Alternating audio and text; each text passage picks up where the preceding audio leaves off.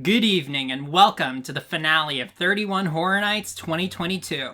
It's October 31st, Halloween night, and tonight's movie is All Hallows Eve. This film is about a young woman who's babysitting children on Halloween night, which as we all know has only ever led to good things in movies.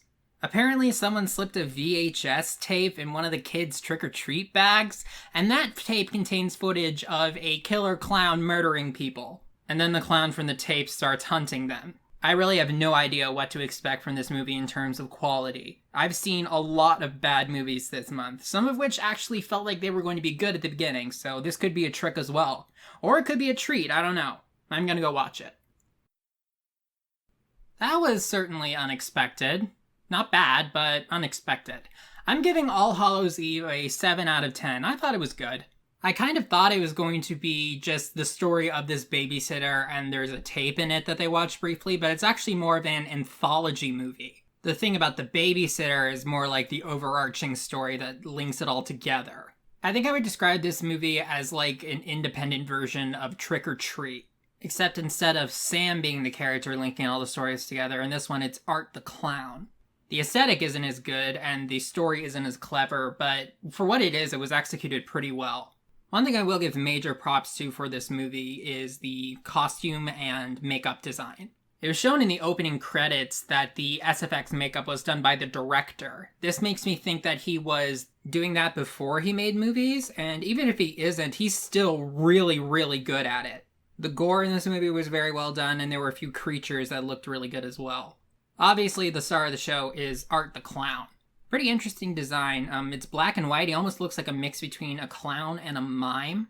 And there's nothing explicitly scary about his base appearance. Like Sam, he doesn't say a single word, but where Sam seemed to be more like a mischievous observer, Art is directly involved and very evil. As for the actual short films in this, they're a little generic. That in and of itself doesn't make them bad, but it does kind of make them a little bit uninteresting.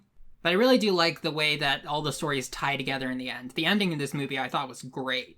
If you like Trick or Treat, you're probably going to like this movie, though I will say that Trick or Treat is a lot better. But if you want a version of Trick or Treat that's a little less playful and a little more gory, this isn't a bad movie for that. And I'm going to start the spoilers section now, but before then, if you're leaving, happy Halloween, have a safe night. And now let's do the spoilers. On the VHS tape, there are 3 main short films. The first one is like a demonic cult witchcraft type of thing. The second one is an alien abduction movie. And the third one is a killer clown movie. Art does appear in all 3 movies, but he's only really a major character in the last one. On the subject of the first short film, it kind of revealed a problem that I had with the overarching movie, because the main character, Sarah, is babysitting 2 young kids that are like 10, and they want to watch the tape when they find it, even though they have no idea what's on it. There's no labels on it or anything. Plus, it was put in the trick-or-treat bag by a complete stranger. But once they find what they believe to just be a horror movie, she lets them watch and says, "I'll turn it off if it gets too bad." And it takes far too long for her to try to stop. If I was her, I would have stopped it once I saw the women chained to the ground in a train tunnel. But she keeps going, and she also keeps going when 2 women are attacked by this weird, deformed, fleshy zombie type thing with a cleaver, and one of them dies. And she continues to let the kids watch, even when there's a pregnant woman tied up, and her gut is split open.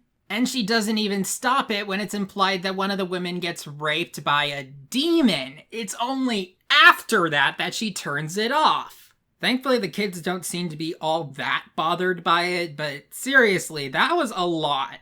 Anyway, the 2 kids are sent to bed and Sarah continues watching the tape. The second movie was definitely the weakest of the 3. It was the alien abduction one. It was definitely the one that involved Art the Clown the least. I really did like the costume design for the alien. It looked great, and I liked the physical acting of the alien. But overall, it can just be summed up as a screaming woman is chased by an alien in her house. As for the characters in these short films, I would put them pretty much right in between Wendy from Body of Brighton Rock and Grace from Ready or Not. Sometimes they're normal, stupid horror movie characters, and sometimes they actually seem competent. It's a last short movie where you find out that Art the Clown is definitely a supernatural entity. He, at the very least, seems to be able to teleport and, dig underground and like burrow into buildings. So the woman in the third short movie gets killed by Art the Clown, or actually, no, not even killed, horribly maimed and disfigured in a gruesome way. But then a really clever moment happens where Sarah, the babysitter, gets a phone call, and when she listens to it, it is the exact same phone call, or one of the phone calls that the character in the short film tried to make. She says the exact same things in the exact same way.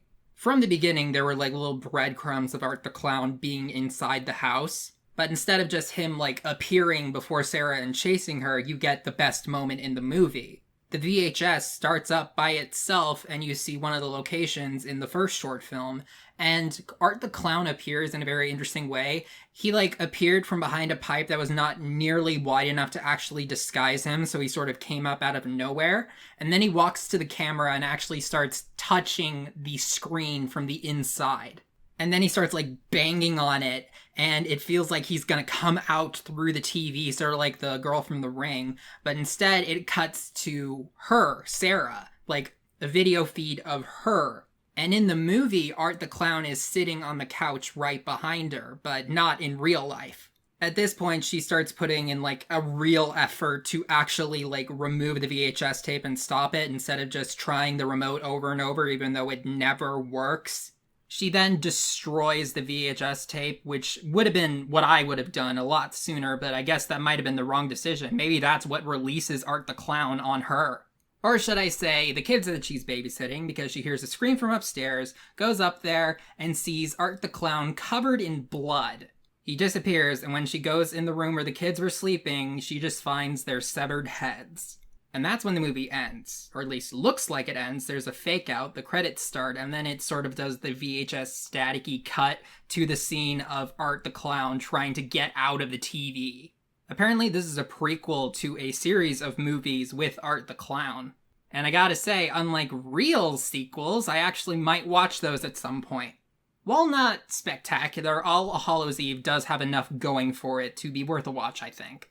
And while it does kind of go in the same category as Trick or Treat, it does enough of its own thing to feel like a separate movie from that. It doesn't feel like someone saw Trick or Treat and thought, hey, I'm gonna make a movie like that. So yeah, All Hallows Eve was a pleasant surprise to end this Horror Nights. Thank you all so much for watching yet another year of Horror Nights. I have fun making these all the time, even though I saw some really terrible movies this year. Happy Halloween. I don't know when I'll be back to uploading, but one thing's for sure, it definitely will not be tomorrow. And with that, I bid you all a good night.